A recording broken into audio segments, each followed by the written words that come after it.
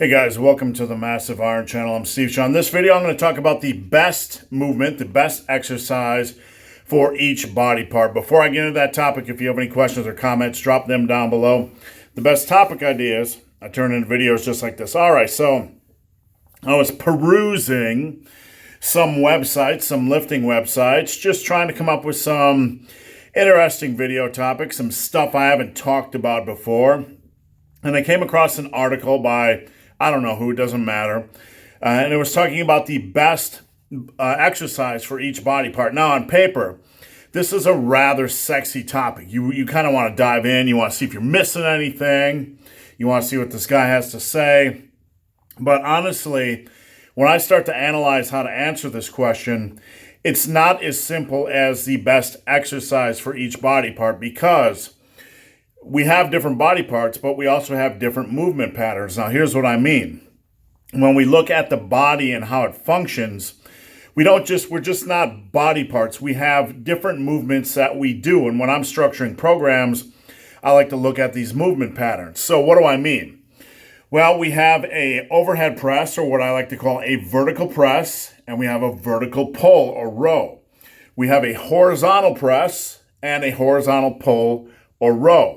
Those are two movements, two different movement patterns, or four different movement patterns we do in the upper body. And now we also have things like curls and extensions and all that kind of stuff. But I'm talking about major movement patterns, something we do all the time, the big movers. For the lower body, we have the squat naturally, and we have the hinge, the hip hinge, which is basically just bending over. It's a hip hinge. All right, and exercises like deadlifts and Romanian deadlifts and Thimble deadlifts and all that kind of good stuff are basically a hip hinge. And then we have other functional movements like a loaded carry, which is something we do all the time. So when we look at the best exercises for power building for each muscle group, it's not always as simple as just one exercise. For back, for example, to train your back in a well-rounded manner, you're going to need a hip hinge like a deadlift. You're also going to need a vertical row and a vertical pull. So you need three bases, three exercises. So it's not as simple for the back just to say, here's one magical exercise. It doesn't work like that. That's why articles like the best exercise for each body part just don't work. They don't work. And the back is a very complicated system, a group of muscles. You have things like traps, you have rhomboids, you have lats, you have spinae erectors, you have all that kind of good stuff. It makes it far too complicated. Now, with that said, I'm going to break it down into like bodybuilding, power building terms for the dummy, which is me. I'm a big dummy, right? I'm a big meathead. So what do I like to program? Well, we'll start with chest. For chest, I'm just going to give you the exercises I like to build into a program. I like to build in a barbell press variation and a dumbbell press variation every week. And I also prefer to add in a body weight movement like push-ups or TRX push-ups. Those are the three lifts that I try to work in for the average guy. Now, push-ups, you're like, why do you want to do push-ups? Well, when I was a big guy, 346 pounds, and I could bench the earth, I couldn't do crap for push-ups. I think there is value just from an overall fitness standpoint in being as functional as possible, being as well-rounded as possible. So I like to press the earth away from me with a barbell, but I also like to do it on the ground. So I like doing both. That's just my opinion. Mileage may vary, and you might hate me and think I'm an idiot and want to do something else. Dips also have value.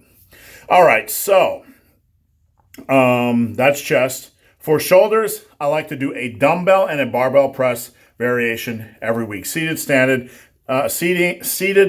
behind the neck, whatever, doesn't really matter. Those are the two exercises I like to get in every week programming for shoulders. Now for back, we just covered that on the opening. I like to do a hip hinge, a deadlift, or a deadlift from 3 to 5 inches off the ground. And I like to do a vertical row. Pull-ups are the best, obviously. If you can't do that, then a lat pull down or assisted pull-ups. And a horizontal row, dumbbell row, barbell row, whatever. Stick to dumbbells and barbells first. All right, so that's basically the upper body. For biceps, there's just a million biceps variations. I like to stick to the basics: a two-handed curl and a single arm curl. Dumbbell curls are your best, variation for a single arm curl. Dumbbell curls. And for two arms, you can have easy bar curls, you can have barbell curls, you can have cable curls. It really doesn't matter. You can have reverse grip lat pull downs, you can have chin ups. It really doesn't matter to me for minor muscle groups, as long as you have a two arm and a single arm in there every week. That's my preference. That's not a rule. Now for triceps, I like to have close grip bench presses as a staple. And after that, I like cable tricep extensions. And I like skull crushers. Now, skull crushers, you guys that have watched my videos know that I don't want you bringing them just to your eyeballs. I want you to rotate it back a little bit and extend. Rotate and extend. The long head of the triceps has two functions: rotation and extension. Get them both in. So, lower body, well, we already covered the hip hinge, which is basically incorporates a lot of the posterior chain, and that can be considered partially a lower body exercise. Obviously, we have squats. You could put in front squats. I do not like front squats particularly. They're just not an exercise that I've ever enjoyed. I've done them many, many times. They're just not my favorite exercise. You can certainly do them. So I would say squats or front squats. And then to accompany them, I like more of a quad-centric movement like leg presses. Now, if I had to add a body weight exercise into the mix, it would be body weight lunges. You can do those anywhere.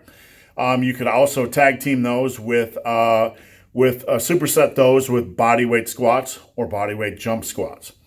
Now, for the hamstrings, we're going to look at, obviously, stiff leg deadlifts or dumbbell Romanian deadlifts or barbell Romanian deadlifts, whatever variation you do. Those are my main choice. And to go with that, I like to tag team that with a leg curl. Some people don't like leg curls.